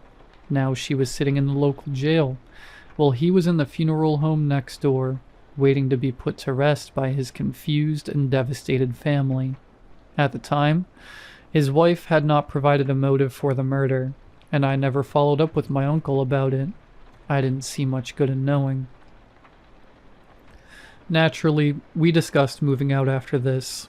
Oddly enough, my wife was the one who was more intent on staying in the house, despite her experience being significantly worse than mine was. "We've made a commitment to this house," she said, "and we're going to stick to it. There's no way we can let this place beat us that easily." She forced a smile. "Besides, both Mr. Grayson and your uncle said we don't have anything to worry about with these visitors. It's not like they can hurt us or anything." "Yeah," I said, "but they can scare you so badly that you wind up hiding in the bathtub." I was more surprised than anything else. I'm sure I won't react nearly that badly next time. My wife placed a reassuring hand on my forearm. "You don't need to worry about me. I'll be all right." "Are you sure?" I asked, unconvinced. She nodded. "Yeah, I can handle a few scares here and there if you can." I finally gave a smile back to her. It was mostly genuine. "Of course I can. It's going to take more than a few unexpected guests to scare me out of this place." And so we were in agreement, and the matter was settled. Years passed in that house. We raised a family together, a pair of beautiful daughters that became our entire world. All the while, we continued to be inconvenienced by our regular visitors. Sometimes weeks would go by where nothing paranormal happened, but other times we'd both have experiences for multiple days in a row. As it turned out, my wife had been right. She had never had as bad of a reaction as the one after the first incident. Some ghostly encounters were worse than others, but never once had we ever felt threatened by any of the presences in our home, or at least, not for a while. But I don't want to get ahead of myself. We eventually mustered the bravery to do as Mr. Grayson and my uncle had told us to, and encouraged any guests we encountered to leave. Like my uncle said, there were a few that ignored our urges and stuck around for a while after we had spoken to them, but most of them didn't put up a fight. The good ones did, as we instructed, usually disappearing with such little fuss that it often took us a little while to even realize that they had left. As our two daughters grew up, we taught them how to deal with the apparitions they encountered, and soon they would even begin telling us stories about the ghosts they vanquished throughout the house. My youngest once encountered an elderly woman in our garden when she was gathering peppers for her mother, and on the same day, our oldest came across a young boy around her age, while she was pulling her bike out of the shed. Both of them encouraged the interlopers to move on, and both guests had listened without any complaint. I was oddly proud of my girls. It felt as if they had taken up the mantle of some old family tradition, and were following in the well-trodden footsteps of their ancestors before them. Their experiences at home made them tough and difficult to frighten, and they eventually became minor celebrities at their school. Kids started coming over wanting to have paranormal experiences, and a few of them even did, or so they said. I suppose I'll never really know if they were being honest about their encounters, or if they were simply making up stories to tell their friends on the playground. But I guess it doesn't really matter. Not every visitor was the result of a recent death. As I said before, the funeral home is quite old, and some of its patrons over the decades, and even centuries, have chosen to stick around for much longer than they ever should have. Once, I was working under the hood of my car in the garage when I suddenly smelled cigarette smoke. I looked up and saw a man standing in front of my workbench, a lit cigarette drooping lazily in his mouth. He wore a white t-shirt, tucked into a pair of dark blue jeans, which were themselves cuffed over top his pair of worn work boots. His black hair was sturdily slicked back, and held in place with what looked to be a strong pomade, and was so dark and shiny that it was difficult to make out the thick layer of blood that caked the crown of his head. He was studying the bench, his arms planted against its surface, his profile facing me. "Looking for something?" I asked. He didn't turn to look at me when he responded. "You seen the monkey wrench, boss?" "No," I said, "and I think you ought to leave." "Oh," he said. "All right then." I turned my attention to my car, and when I looked in his direction again, he was gone. The smell of his burning cigarette lingered in the garage for the rest of the afternoon. There was a time one summer when my wife and I had some of our college friends over for a cookout. We had warned them that they might encounter one of our regular guests during their visit, but they all laughed it off and didn't think much of it. At night, we spent a few hours around a campfire in our backyard swapping stories, playing games, and just generally enjoying each other's company. The group initially consisted of 5 of us, my wife and me, along with our 3 friends. But at a point that I could not, and I still cannot discern, our number increased to 6. My wife was the first to notice him sitting in an empty space between 2 of our friends, and she subtly drew everybody's attention to him in the uneven light of the guttering fire. We could see his messy brown beard and matching hair beneath his brimmed hardy hat, as well as the Prussian blue jacket that adorned his upper body, and in the light of the flame, I could just barely make out that the jacket had been torn to shreds there. Our friends, too frightened to move, could only watch as the man in blue sitting between them leaned forward, pulled a metal flask from his hip and began to drink. The scent of whiskey cut through the burn of the campfire and drifted on the nighttime summer air as he drank, and in a few moments, the liquor that found its way to his stomach came pouring out of the tattered hole in his coat. The blue man slowly turned his head toward our friend, seeming to notice her for the first time. He raised the flask in his hand, presenting it to her. "Care for some?" Our friend, despite our earlier warning, was too petrified to respond, and so my wife spoke in her place. "No thank you, and I think it's best that you move on." The blue man capped his flask, then followed up with a lethargic tip of his hat directed at nobody in particular. "All right." He went silent and turned his attention to the fire. The living members of our group did our best to carry on with the conversation as if he wasn't there, and eventually one of us noticed that our number had once again been reduced to 5. But the smell of whiskey remained for some time, and an inspection of the ground near where the blue man sat revealed that the dirt was wet with the jettisoned contents of his ruined stomach. Our friends stopped making fun of our ghost stories after that. None of them had visited our home since then. Considering the age of the funeral home, I don't think we'd ever had a guest that was older than the blue man. So you can imagine my surprise and confusion when only a few months later I encountered a Roman centurion with a bruised, swollen forehead in our basement. More baffling still was the fact that he spoke to me in English, and understood me when I told him it was time for him to leave. Everything made a lot more sense when my uncle informed me that an especially intoxicated man had recently fallen to his death from a fourth-floor balcony during a Halloween party. He had apparently hit his head pretty hard when he landed. It is more important to reiterate that of all the visitors mentioned up to this point, never made any of us feel unsafe outside of the occasional initial reaction of surprise or fright. And even then, the occurrences became so frequent that we weren't even startled by our guests half the time anymore. Any fear instilled in us faded not long after the visitors left, and the only returning guests we've had are the ones we failed to make leave during our first few encounters with them. But even these have all eventually passed on just the same as their predecessors had.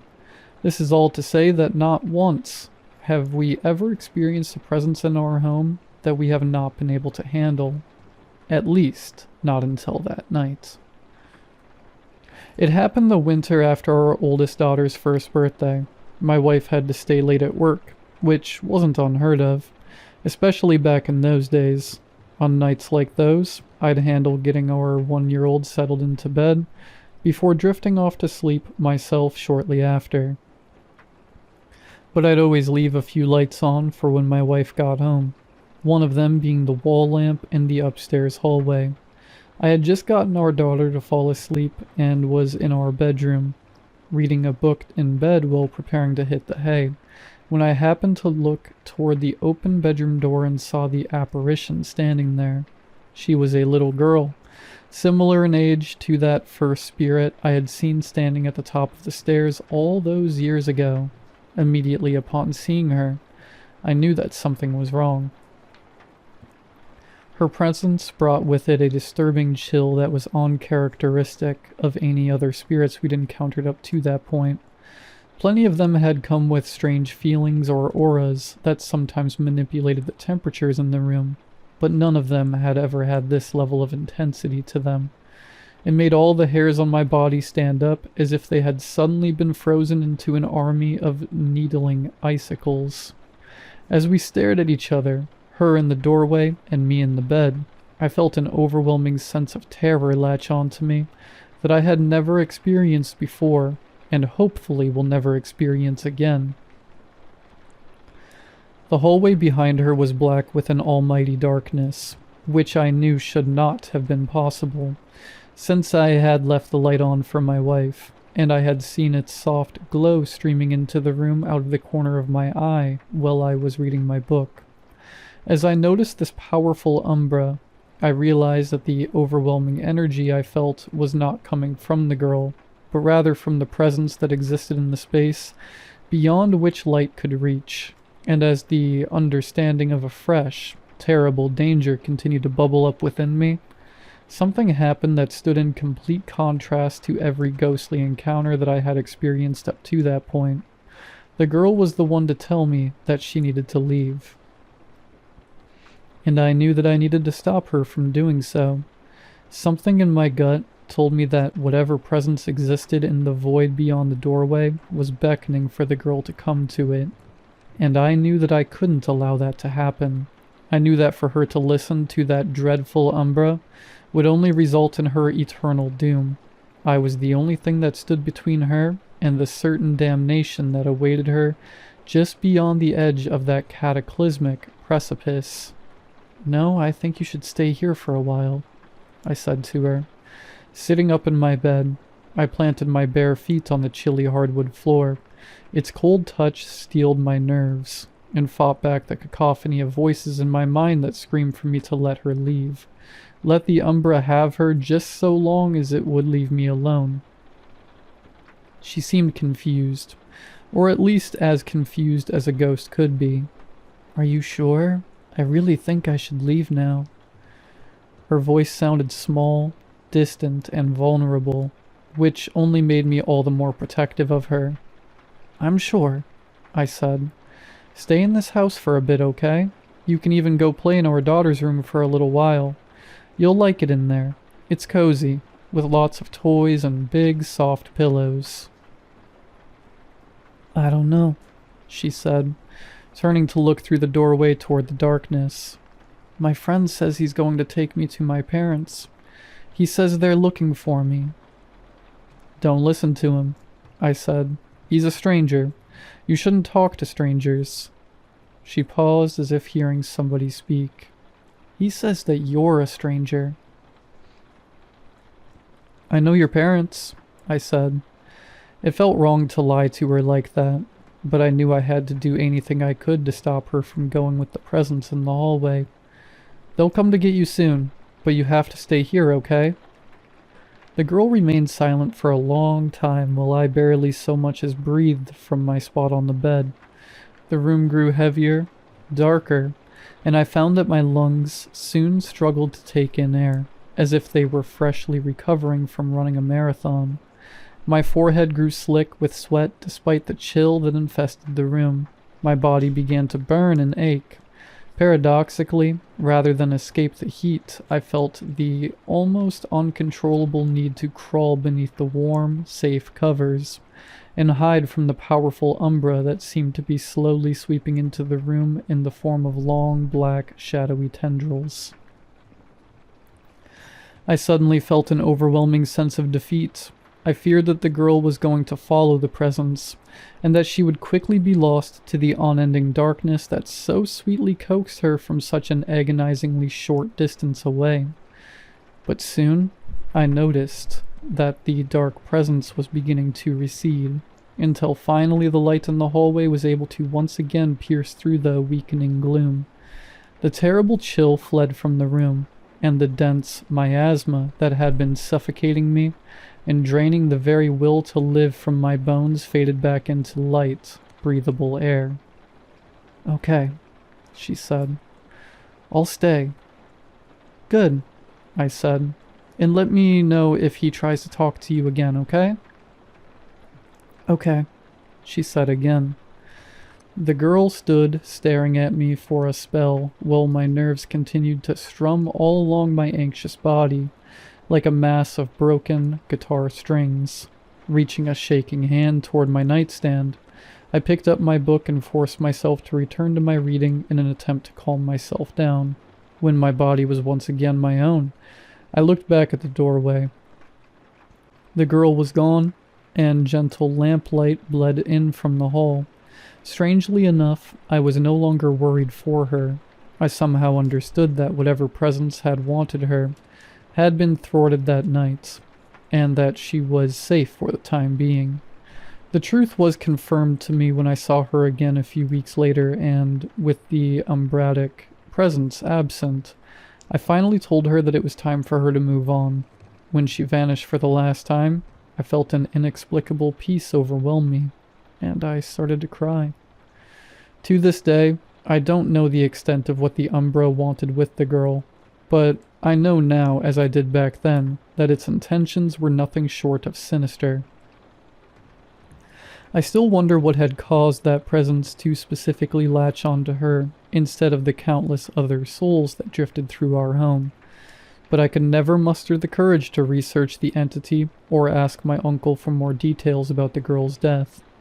I debated not even telling my wife about this encounter, but ultimately decided that she needed to know. I stayed up until she got home that night, much to her confusion, and immediately told her what had happened. She remained quiet for a long while after that. Neither of us slept that night. It has been the better part of 2 decades since that incident. My youngest daughter just started high school, and my uncle retired from the police service going on 5 years ago now. Mr. Grayson still holds his funeral services next door. I saw him outside welcoming mourners just last week, and I try not to think about the fact that the old man looks like he hasn't aged a day since I met him. Countless guests have come in and gone in the years since that terrible night. But that dark presence has not returned. I don't know if it ever will, and I pray to God that I never have to feel what I felt that night again. More than that, though, I pray that my wife and daughters never have to experience what I went through on that night. If that shadow decides to show itself again, I just ask that it does so to me, and to me alone, because I'll be here, waiting for it, should it ever choose to make itself known. I already know that I'm going to spend the rest of my life in this house, ghosts and all. If they couldn't scare me away in those first few months, then they're stuck with me until the time comes that I join their ranks on the other side of that thin, translucent veil that we call death. And who knows? Maybe I'll wind up in the funeral home next door when my time finally comes, and I'll have the chance to pay this old house one last visit before I say goodbye.